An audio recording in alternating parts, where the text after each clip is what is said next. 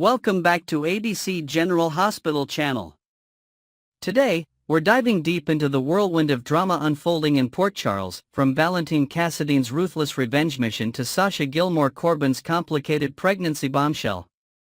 Secrets, confrontations, and unexpected twists will set the stage for an explosive week. Let's unpack it all, starting with the intense showdown between Valentine and Jack Brennan. Valentine Cassidy's deadly revenge, a mission for Prague. Valentine Cassidy has always been a man of calculated moves, and his latest mission is no different. Fueled by vengeance, he arrives with one goal in mind: to eliminate Jack Brennan once and for all. The tension reaches its peak as Valentine prepares to strangle Brennan, an act he chillingly declares is for Prague. The mere mention of the city suggests that the pain Valentine carries from past events still lingers, and in his mind, justice must be served.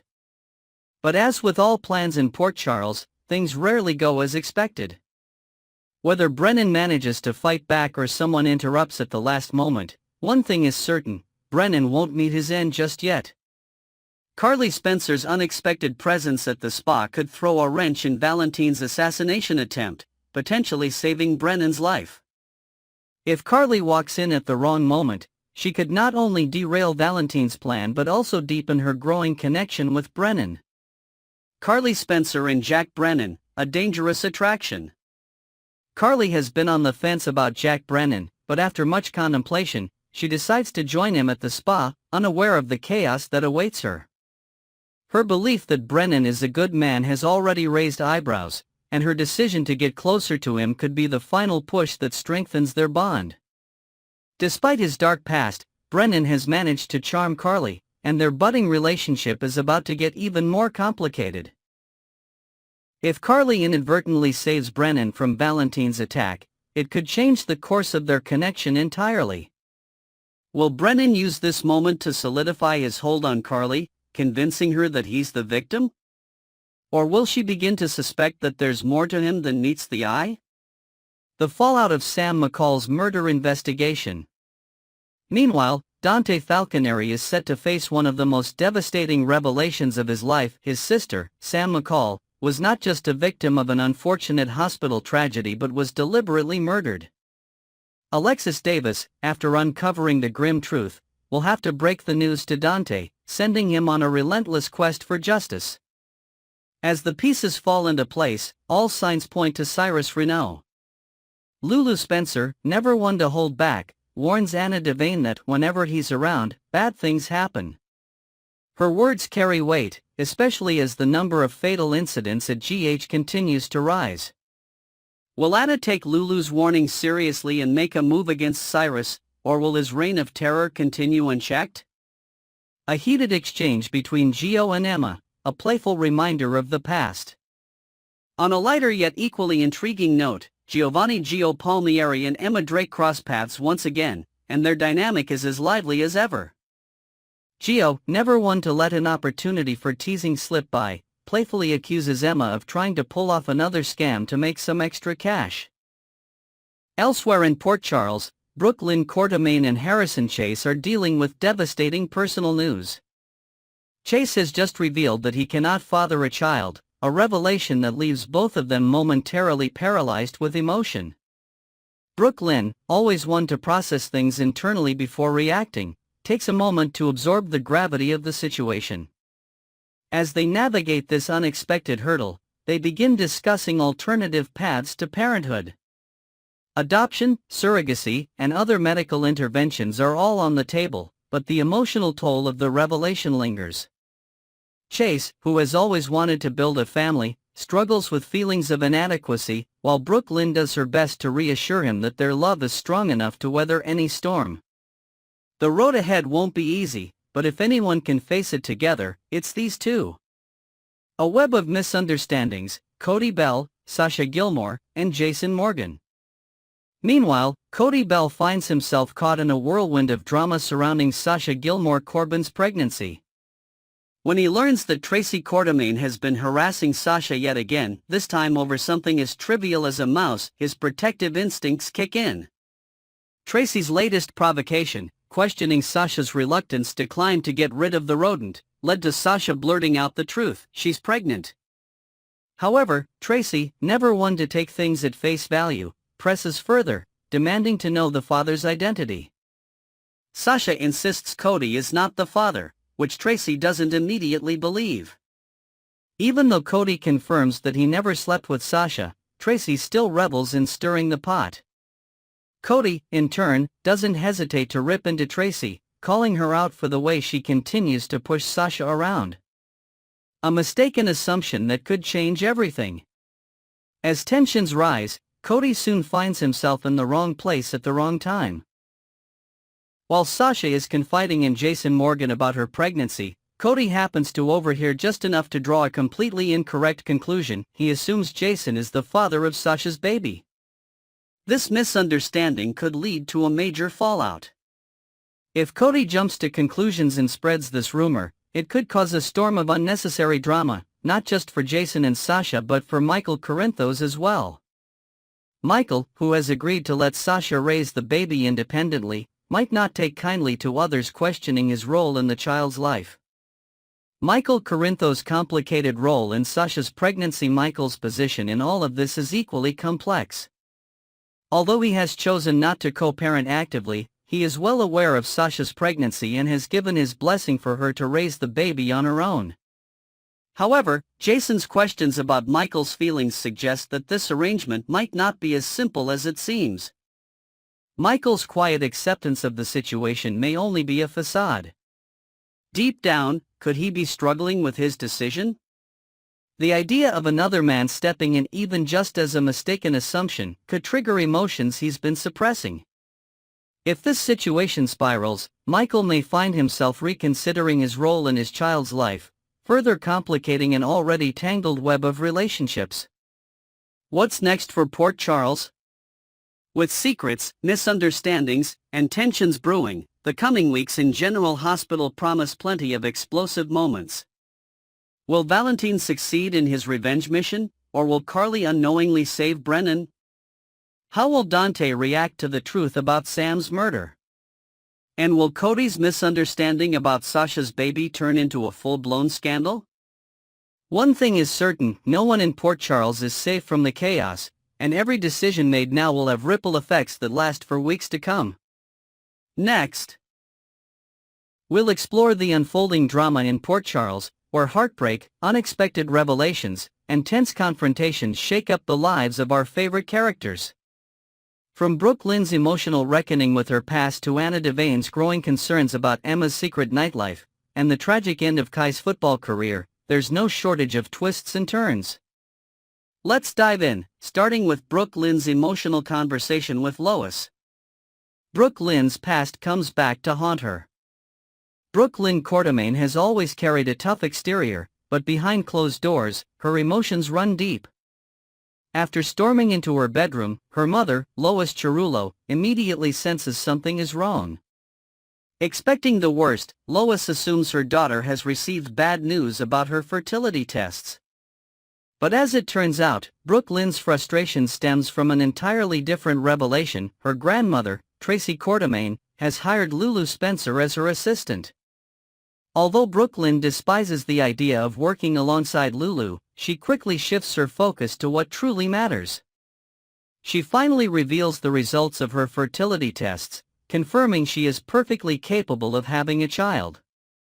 The relief washes over her, but the moment is bittersweet. The truth is, she has been carrying guilt and unresolved feelings about the child she gave up years ago.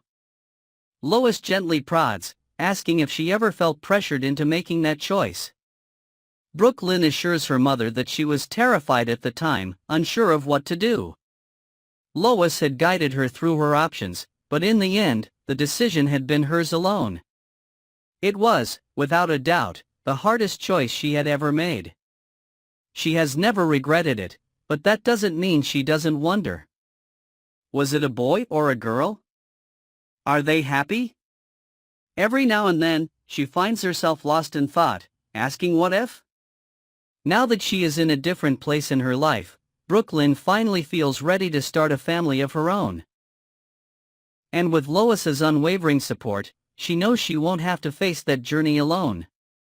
Emma Drake's nightlife, a grandmother's growing concerns. While Brooke Lynn faces the ghosts of her past, Anna Devane is dealing with a different kind of trouble, her granddaughter, Emma Drake. What starts as a relaxing day at the spa quickly turns into an intervention when Felicia Scorpio reveals something troubling. She saw Emma outside the Mercury Club late at night with a group of friends. Anna's initial response is controlled but sharp. She asks, "What has she done now?" Felicia explains that, rather than interfering, she simply watched from a distance, ensuring Emma got home safely. The revelation immediately triggers suspicion in Anna, who recalls that the very night in question, Emma had claimed she was studying. Just as they're discussing this, Emma arrives, having been invited under the pretense of a fun day out. But when Anna encourages her to pick a nail polish color that suits her clubbing outfit, Emma instantly realizes the trap. What she thought was a spa day is, in fact, an interrogation. Emma doesn't take kindly to being cornered. She pushes back, defending herself with an unexpected explanation. She was at the Mercury Room for a fundraising event, raising awareness against cruelty to animals. She insists that PCU still tests on animals, and this was her way of making a statement. Anna, unimpressed by the justification, quips, "So you were clubbing for the lab rats?" Emma rolls her eyes, firing back, "When did you become so uptight, Grandma?" The tension between them is undeniable, but the conversation raises bigger questions. Is Emma truly a young activist fighting for a cause, or is she simply finding ways to push boundaries? Either way, Anna is now on high alert. A hospital in crisis, the hunt for a killer. While family tensions escalate across Port Charles, a much darker problem looms over General Hospital. The PCPD has officially been looped in about a disturbing trend: murders within the hospital walls. Now, Portia Robinson finds herself facing the most difficult task of all, telling grieving families that their loved ones' deaths were no accident. As she prepares for the devastating conversations ahead, Isaiah joins her in the halls, a solemn expression on his face. Just then, Alexis Davis steps off the elevator, her presence marking yet another layer of complexity in this tangled mystery. With suspicions pointing toward a calculated killer, the hospital staff and the authorities must now race against time before another patient falls victim. Meanwhile, in the hospital's patient wing, another kind of devastation is unfolding. Kai's career comes to a devastating end. Trina Robinson walks into Kai's hospital room, immediately sensing the weight of his emotions. Kai has always been a fighter, an athlete who lived and breathed football, but now his dreams have come to an abrupt and cruel halt. With a heavy heart, he shares the devastating news: if he plays again, he could be paralyzed.